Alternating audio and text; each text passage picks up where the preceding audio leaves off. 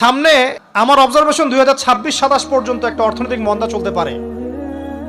বলবে কিছু কিছু লোক যে ভবিষ্যৎবাণী করতে যাওয়া, এটা ভবিষ্যৎবাণী নয়। আপনি বর্তমান সম্পর্কে খবর রাখেন না বলেই বর্তমানকে আপনার ভবিষ্যৎ মনে হচ্ছে। আমাদের অনারেবল মিনিস্টার যারা আছেন ওদেরকে জিজ্ঞাসা করেন, তাদেরকে জিজ্ঞাসা করেন, তারাও বলছেন খাদ্য মন্দার মধ্যে যান। দেখেন নাই, তারাও এই কথা বলছেন কারণ তারা বুঝতে পারছেন ওয়ার্ল্ডের অবস্থা ভালো না। এখানে একটা সলিউশন বলছে, ইচ্ছা হলে আপনি গ্রহণ করতে পারেন, ইচ্ছা হলে নাও করতে পারেন। আমার তো চাপিয়ে দেওয়ার কোনো ক্ষমতা নাই। ফাযাক্কির ইন্নামা আনতা মুযাক্কির, আপনি শুধু উপদেশদাতা। লাস্তা আলাইহিম বিমুসাইতির, আপনি কারো প্রতি দারোগা নন। কি উপদেশ? এই যে যাকাত, যেটা যাকাত, আমাদের যাকাত যেটা আসে, এটাকে একটু বড় পরিসরে কালেক্ট করার চেষ্টা করতে হবে। করে যদি আমরা সুষ্ঠু বন্টন করতে পারি গরিবদের মাঝখানে, ইনশাআল্লাহ কেউ খাদ্য অভাবে মারা যাবে না ইনশাআল্লাহ। আল্লাহ পাক আমাদেরকে বোঝার তৌফিক দান করুন। এর পাশাপাশি তারা যেটা বলেছেন, ইকোনমিক সেকশনের লিডার যারা আছেন তারা যেটা বলছেন এটা ঠিক বলছেন। তারা বলছেন কৃষিভিত্তিক অর্থনীতির কথা বলছেন, এটার সাথে আমি 100% একমত। কারণ আল্লাহ পাকের কোরআন, এই কোরআনের মধ্যে বেশিরভাগ যে অর্থনীতির কথা এসেছে তা হচ্ছে কৃষিভিত্তিক অর্থনীতি। এটা কি জানেন? হয়তো জানেন না। কোরআনে যত ইকোনমিক সিস্টেমের কথা আসছে তার মধ্যে সবচেয়ে বেশি এসেছে কৃষিভিত্তিক অর্থনীতির কথা, তারপর ব্যবসা এবং যাকাত। অতএব তারা ঠিকই বলেছেন, দেশের যারা ইকোনমিক সেকশনে গবেষণা করছেন তারা ঠিক কথাই বলেছেন যে কৃষিভিত্তিক অর্থনীতি হচ্ছে আমাদের অর্থনৈতিক মন্দা দূর করার অন্যতম উপায়। ঠিক বলেছেন, আমি একমত। তো যাকাত যেটা কথা বলছিলাম, বাম দিকে যাকাত আসবে, তো যাকাত আমরা দিব তো ইনশাল্লাহ ভাই। যাদের শোনেন, বাংলাদেশে এমন অনেক শিল্পপতি আছে যাদের একজনের যাকাতের টাকা দিয়ে একটা গ্রাম চলতে পারে। আর যাকাতের টাকা কিন্তু শুধু এক বছরে আসবে না, প্রতি বছরেই ঘুরে ঘুরে আসবে। মনে করেন যে আপনাদের এলাকার মধ্যে অনেক বিত্তশালী আছেন, আমি দোয়া করি মন থেকে আল্লাহ পাক বিত্তশালীদের অন্তরটাকে নরম করে দিক এবং ওসমান রাদিয়াল্লাহু আনহুর মতো দানশীল করে দিক। আমরা দোয়া করি, আমরা কারো খারাপ চাবো, সবার জন্য হেদায়েতের দোয়া করব। টাকা থাকতে তো সমস্যা নাই, কিন্তু টাকা থেকে যদি ওসমান রাদিয়াল্লাহু আনহু হতে না পারলাম তাহলে সমস্যা। টাকা থাকতে কোনো সমস্যা নাই, ধন আপনাকে আল্লাহ দিতেই পারে।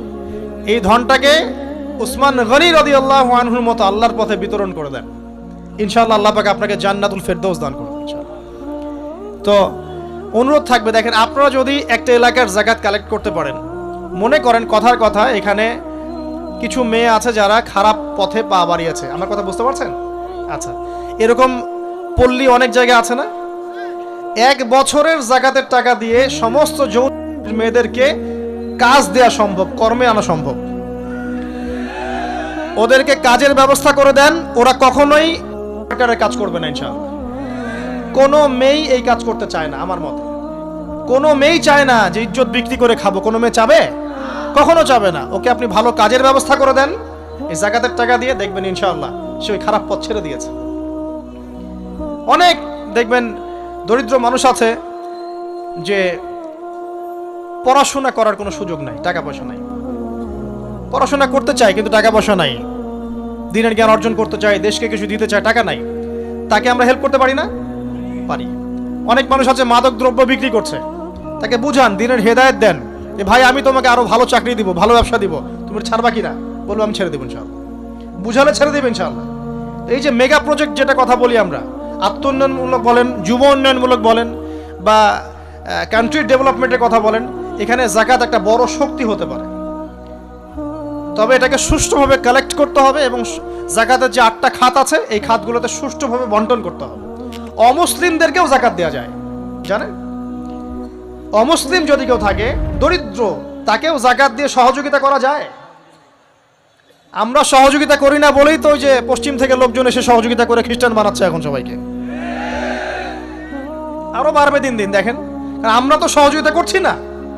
আপনার পাশে আপনার প্রতিবেশী না খেয়ে মারা যাচ্ছে, আপনি যাচ্ছেন না। এখন তো অন্য কেউ এসে যদি সাপোর্ট করে, ও তো তার দলেই ভিড়বে তখন, স্বাভাবিক। এটাই হচ্ছে এখন। বিশ্বকে একটা খাদ্য মন্দার দিকে ঠেলে দেওয়া হচ্ছে, বিশ্বকে একটা দুর্ভিক্ষের দিকে ঠেলে দেওয়া হচ্ছে, এবং মহামারীর মধ্য দিয়ে অলরেডি কিন্তু আমাদের বিভিন্ন দেশের ইকোনমিক অবস্থা ভালো না। তার উপরে খাদ্য সংকট, তার উপরে যে বৈশ্বিক যুদ্ধগুলো, আমদানি রপ্তানি বন্ধ হয়ে যাচ্ছে, তেল গ্যাসের দাম বেড়ে যাচ্ছে, জনগণ হাহাকার করছে। এই পলিটিক্যাল গ্লোবাল অ্যাফেয়ার্সের ফিতনা এগুলা।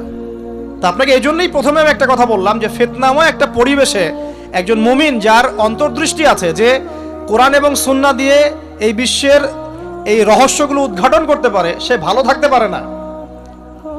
তার মনটা সবসময় কিন্তু মানে ব্যাকুল থাকবে যে কিভাবে এইসব সমস্যা থেকে নিজে উত্তরণের পথ খুঁজতে পারি, আর আমার পরিবারকে বাঁচাতে পারি, আর আমার জনগণকে বাঁচাতে পারি। আর যদি আপনি আত্মকেন্দ্রিক হন, স্বার্থপর হন, তাহলে নিজের চটকায় তেল দিবেন, নিজে ভালো থাকলেই বাপের নাম। তো দেখুন, এই জামানার কথাই নবীজি বলছেন সাল্লাল্লাহু আলাইহি ওয়াসাল্লাম, তোমাদের সামনে এমন একটা যুগ আসছে, নবীজি বলছেন জামানা সাবরিন, কঠিন জামানা, যে জামানায় ঈমান নিয়ে চলাটা হবে হাতের মধ্যে আগুন নিয়ে চলার মতো। নবীজি বলছেন ওই সময়ে সাহাবী জিজ্ঞাসা করছেন, ইয়া রাসূলুল্লাহ, আমি ওই সময়ে কি করব? ওই সময় আমি কি করব, আমাকে কি পরামর্শ দিচ্ছেন? নবী সাল্লাল্লাহু আলাইহি ওয়াসাল্লাম বলছেন, হে আমর ইবনে আস, তুমি ওই সময় বাড়িতে অবস্থান করো, বাসায় থাকো, বিনা প্রয়োজনে বাড়ির বাইরে এসো না। ওই সময় তুমি নিজের পাপের জন্য আল্লাহর কাছে ক্রন্দন করতে থাকো, বিনা প্রয়োজনে বাড়ির থেকে বের হয়েও না। আর মানুষের সাথে এত বেশি মেলামেশা করো না, নিজে তোমার আমল, তোমার গুনাহ নিয়ে ব্যস্ত থাকো, তোমার পাপের জন্য আল্লাহর কাছে কান্নাকাটি করো, ইনশাআল্লাহ তুমি নাজাত পেয়ে যাবে। এটা একটা অপশন, মানে ফিতনাময় পরিবেশে আপনি কিভাবে বাঁচবেন, এটা একটা অপশন। আর একটা হাদিসে গিয়ে নবী সাল্লাল্লাহু আলাইহি ওয়াসাল্লাম বলছেন যে যখন এমন ফিতনাময় পরিবেশ আসবে, তখন যদি তোমরা এই আমর বিল মারুফ নাহি আনিল মুনকার, সৎ কাজের আদেশ, অসৎ কাজের নিষেধ, আমার সুন্নতের উপর অটল থাকতে পারো, তাহলে তোমরা 50 জন শহীদের নেকি পাবে। সাহাবায়ে কেরাম বলছেন, ইয়া রাসূলুল্লাহ, আমিনহুম আও মিন্না, তাদের মধ্যে 50 জন নাকি আমাদের মধ্যে 50 জন শহীদ? নবী করিম সাল্লাল্লাহু আলাইহি ওয়াসাল্লাম বলছেন, বাল মিনকুম, বরং তোমাদের মধ্যে 50 জন শহীদ। এটা অপশন নাম্বার 2। এক কি বললাম, আপনি নিজেকে নিয়ে ব্যস্ত থাকেন, বাসায় থাকেন, বিনা প্রয়োজনে বাড়ির থেকে বের হবেন না, মানুষের সাথে কম মেলামেশা করেন, এবং নিজের পাপের জন্য আল্লাহর কাছে কান্নাকাটি করেন, নিজের আমল নামা নিয়ে ব্যস্ত থাকেন, ইনশাআল্লাহ নাজাত পাবেন। 2 নাম্বার, যদি আপনার কাছে আরো বেশি যোগ্যতা থাকে এবং আপনি আরো বেশি সাহসী হন এবং আপনি উম্মার, দেশের জনগণের কল্যাণ কামনা করেন, তাহলে অন্যদেরকেও এই ফিতনাময় পরিবেশে টিকে থাকার ফর্মুলা বলে দেন। এখানে সবর করেন, আমর বিল মারুফ নাহি আনিল মুনকারের কাজ করেন, আল্লাহ পাক আপনাকে ইনশাআল্লাহ 50 জন শহীদ সাহাবীর নেকি দিবেন। আরো অপশন আছে। কি অপশন? ওই যে আসহাবুল কাহফ কি করেছিল, একটা ফিতনাময় পরিবেশ থেকে নিজেরা আস্তে করে সরে গিয়েছে। যখন আপনি পরিবেশকে পরিবর্তন করতে আর পারছেন না, দাওয়াত দিয়েও কোনো কাজ হচ্ছে না, মানুষ কথাও শুনছে না, জুলুম নির্যাতন বাড়তেই আছে, টিকে থাকা মুশকিল, তখন তাদের হিসেবের দায়িত্ব আল্লাহর উপর ছেড়ে দেন, আপনি ওখান থেকে ডিসকানেক্টেড হয়ে যান। এটা একটা অপশন। এই অপশন বেছে নিয়েছিল ইব্রাহিম আলাইহিস সালাম, তার বাবাকে বুঝিয়েছেন, কাজ হয়নি, চলে গেছেন। এই অপশন বেছে নিয়েছিল আসহাবুল কাহফ, সবাইকে বোঝাচ্ছে কাজ হচ্ছে না, তার রাস্তায় করে চলে গিয়ে গুহার মধ্যে রাত কাটানো শুরু করেছে। এমনও হাদিস পড়েছি আমি যে ফিতনাময় পরিবেশে সবচেয়ে সৌভাগ্যবান হবে ওই শ্রেণীর মানুষ যারা দেখা যাবে যে পাহাড়ি কোনো এলাকায় বা দূরবর্তী কোনো জায়গায় বসবাস করছে, যেখানে বৃষ্টিপাত হয়, গরু, ছাগল, মেষ, বকরি এগুলো নিয়ে ওখানে চড়ায়, যখন আজানের সময় হয়, নামাজের ওয়াক্ত হয়, আজান দেয়, নামাজ পড়ে, দুনিয়ার ফিতনা থেকে এরা দূরে আছে, এরা সফল। এমনও হাদিস আছে। তো হয়তো আপনার কাছে মনে হচ্ছে না এখন ওই যুগ আসে নাই, কিন্তু আমি আপনাকে বলে দেই যে কোরআন এবং সুন্নাহর চোখ দিয়ে যদি আপনি দেখতে শেখেন এবং বর্তমান বিশ্বের প্রেক্ষাপটটা অ্যানালাইসিস করার যোগ্যতা আপনি অর্জন করেন কোরআন সুন্নাহর চোখ দিয়ে, আপনি বুঝতে পারবেন সেই সময় অনেক আগেই চলে এসেছিল। এখন ফিতনা এবং ফাসাদময় এই পরিবেশে আমরা কি করতে পারি, ছোট স্কেলে, বড় স্কেলে না, ছোট স্কেলে। আমি আজকে বড় বিষয় নিয়ে কথা বলতে আসি নাই, কারণ আমি চিন্তা করলাম যে আসলে প্রথমে যদি ব্যক্তিকেন্দ্রিক বিষয়টা ঠিক না হয়, বড় বিষয় আলোচনা করে কোনো লাভ নাই। আগে ব্যক্তি যদি ঠিক না হয়, বড় বিষয় আলোচনা করে আসলে কোনো লাভ নাই, আপনারা বুঝবেনও না, মাথার উপর দিয়ে চলে যাবে। এখন গ্লোবাল অ্যাফেয়ার্স নিয়ে কথা বলে খুব একটা ফায়দা নাই আপনাদের। এখন ইকোনমিক পুরো এই সুদভিত্তিক সিস্টেম আপনি চেঞ্জ করতে পারবেন না, এবং পুরো যে তাগুতি ব্যবস্থা আপনি চেঞ্জ করতে পারবেন না। আপনি কি করতে পারবেন? আপনি নিজেকে পরিবর্তন করতে পারবেন, আপনার পরিবারকে পরিবর্তন করতে পারবেন। এতটুকু আপনার পক্ষে এখন পর্যন্ত সহজ, ঠিক না? ঠিক কথা। এটা আপনি এখন করতে পারবেন। তো এটার ফর্মুলা কি? ফর্মুলা ঘাটতে গিয়ে আল্লাহ পাক আমার মাথার মধ্যে একটা হাদিস নিয়ে এসে দিলেন। কারণ আমি বিশ্বাস করি যে আপনারা বলছেন মৌলানা, আল্লামা, আমি আসলে এমন কিছু নই। এই কথাগুলো আসলে আমার সাথে যায় না। আমি নিতান্তই একজন ছোট মানুষ এবং তালেবে ইলম, জ্ঞানের পথের পথযাত্রী। আর আমি তালেবে ইলম হয়ে থাকতে চাই। আমি মুফতি নই, আমি মুহাদ্দিস, মুফাসসির বা এই যে শব্দগুলো আপনারা বলছেন, এমন কিছুই নয়। আসলে কিয়ামতের মাঠে আমি জান্নাতে যেতে পারবো কিনা আমি নিজেই জানি না। যখন কোনো মানুষ নিজেকে অনেক বড় মনে করা শুরু করবে, বুঝে নেবেন সেই ইবলিসের আনুগত্য করা শুরু করেছে আর কি। কারণ ইবলিস বলেছিল আবা ওয়াস্তাকবারা, আমি খলাকতানি মিন নার ওয়া খলাকতাহু মিন তিন, আমাকে সৃষ্টি করেছেন আগুন দিয়ে, আদমকে সৃষ্টি করেছেন মাটি দিয়ে, আমি কেন আদমকে সিজদা করতে যাব? তো এটা ইবলিসের চরিত্র, আবা ওয়াস্তাকবার, সে উদ্ধত হয় এবং অহংকার প্রদর্শন করে। তো আমি মনে করি যে আমি কিছু বলি না, আল্লাহ রাব্বুল আলামিন আমাকে বলার তৌফিক দেন মাত্র, আলহামদুলিল্লাহ। যে কথা বলছিলাম প্রিয় ভাইরা, দেখুন যাকাত ইসলামিক অর্থনীতির মূল ভিত্তি। কিভাবে জানেন? ব্যবসা এবং যাকাত এটা কি করে?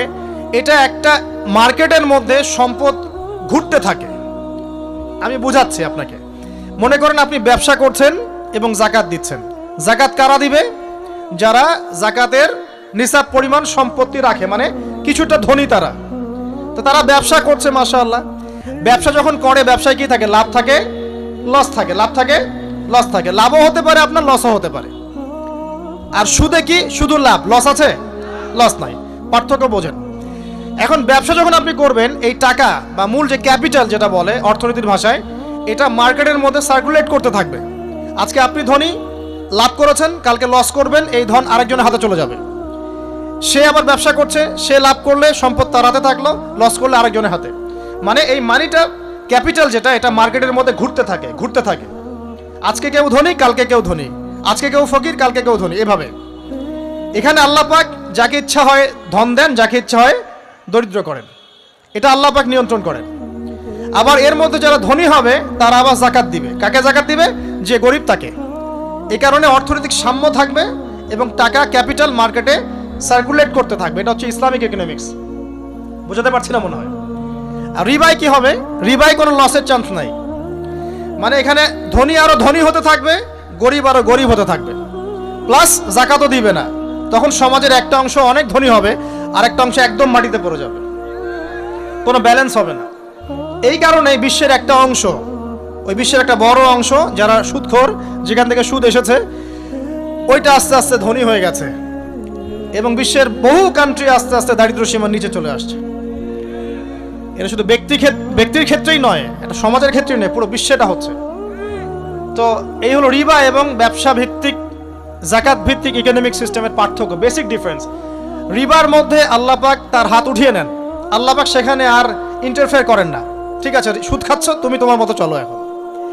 আর ব্যবসা ভিত্তিক ইকোনমিক্স চললে আল্লাহ পাক সেখানে কাউকে ধন দিবেন, কারো কাছ থেকে নেবেন। আপনার ধন নিয়ে আমাকে দিবেন, আমার ধন নিয়ে আপনাকে দিবেন। আর আমি যদি ধনী হই, আমি আবার যাকাত দিব, সেই যাকাতের টাকা আবার আপনার হাতে যাবে। কেউ না খেয়ে মরবে না। যে আমাদের এক কথায় নবী সাল্লাল্লাহু আলাইহি ওয়াসাল্লামের সুন্নাহটা মেনে চলা, আমলের ক্ষেত্রেও একইভাবে আপনার অর্থনৈতিক জীবনেও। নামাজ, রোজা, হজ, যাকাত আপনার পারফেক্ট। এবার আপনি এসেছেন অর্থনীতির ক্ষেত্রে, এসে মাশাআল্লাহ দাড়ি টুপি জুব্বা নিয়ে মাপে কম দিচ্ছেন, চলবে? দাড়ি টুপি জুব্বা আছে, মানুষকে ঠকাচ্ছেন, মজুত করছেন, সিন্ডিকেট করছেন, অনেক সময় সরকারকে বিব্রত করে ফেলছেন। মাল মজুত করছেন, দাম বেড়ে যাচ্ছে, বিব্রত হচ্ছে সরকার। হবে? দাড়ি টুপি পাগড়ি জুব্বা পরে, ভিতরটা আগে। ইমান ভিতরে না থাকলে দাড়ি টুপিতে লাভ আছে? তাকওয়া ভিতরে না থাকলে আমার দাড়ি টুপিতে লাভ আছে? মুহসিন হতে হবে। সো ইকোনমিক সেকশনে গিয়েও নবীর আদর্শ ভুলে যাওয়া যাবে না, সেখানেও তার আদর্শ মেনে চলতে হবে। এভাবেই সমাজ জীবন, পরিবার, সর্বক্ষেত্রেই নবীর সুন্নাহ মেনে চললে পরে ওই ব্যক্তিকে উত্তর দেওয়া যাবে ইনশাআল্লাহ, তিনি আমাদের নবী মুহাম্মদ রাসূলুল্লাহ সাল্লাল্লাহু আলাইহি ওয়াসাল্লাম। সর্বশেষ গিয়ে বলা হবে কিভাবে জানলে? তখন উত্তর কি দিবে? মুমিন, আমি আল্লাহর কিতাব পড়েছি, ঈমান এনেছি, এরপরে আমি সত্যায়ন করেছি। তার মানে পড়াশোনা করতে হবে না ভাই, আল্লাহর কিতাব পড়তে হবে না, কারা কারা আল্লাহর কিতাব পড়তে জানেন হাত তোলেন। আলহামদুলিল্লাহ। আগামী রমাজান আসার আগেই পুরো কোরআন এক খতম করবেন, পারা যাবে ইনশাআল্লাহ। এবং প্রত্যেক দিন আমাকে ওয়াদা করেন, প্রত্যেক দিন এক পারা করে কোরআন তেলাওয়াত করব, পারবেন ইনশাআল্লাহ? না বলেন পারবো ইনশাআল্লাহ, পারবো ইনশাআল্লাহ। আল্লাহ পাক তৌফিক দান করুন, আমিন।